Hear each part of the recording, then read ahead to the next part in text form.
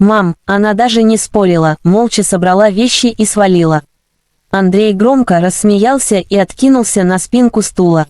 Кухня Тамары Ивановны была наполнена запахом жареной картошки и свежезаваренного чая. Вечер проходил почти празднично, словно произошло что-то хорошее. Словно не разрушилась семья, а наоборот, решилась какая-то давняя проблема.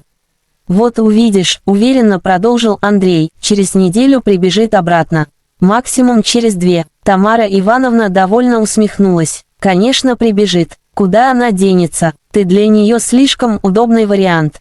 Они обменялись понимающими взглядами, будто обсуждали не живого человека, а вещь, которая временно исчезла из дома. Андрей взял кружку с пивом. Самое смешное, что она даже не пыталась ругаться.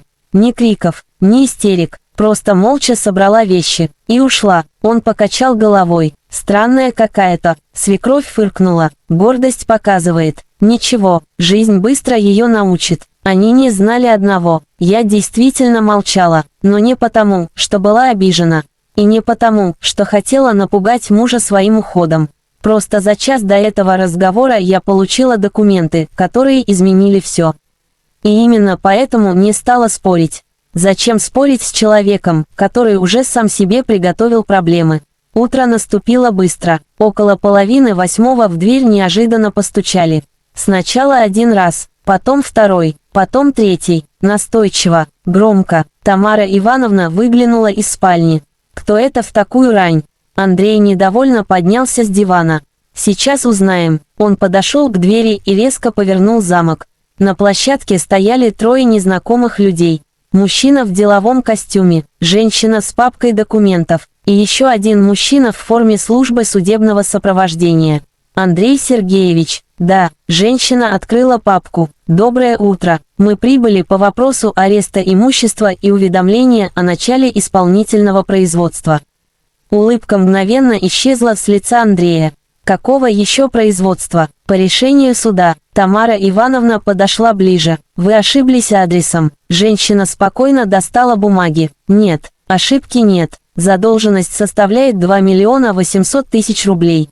Наступила тишина. «Какие еще 2 миллиона?» – прошептал Андрей. Он уже начинал бледнеть. Женщина перевернула страницу. «Кредит на развитие бизнеса, поручителем по которому ранее являлась ваша супруга. После расторжения договора поручительства банк потребовал досрочного исполнения обязательств». Андрей застыл, словно перестал понимать русский язык.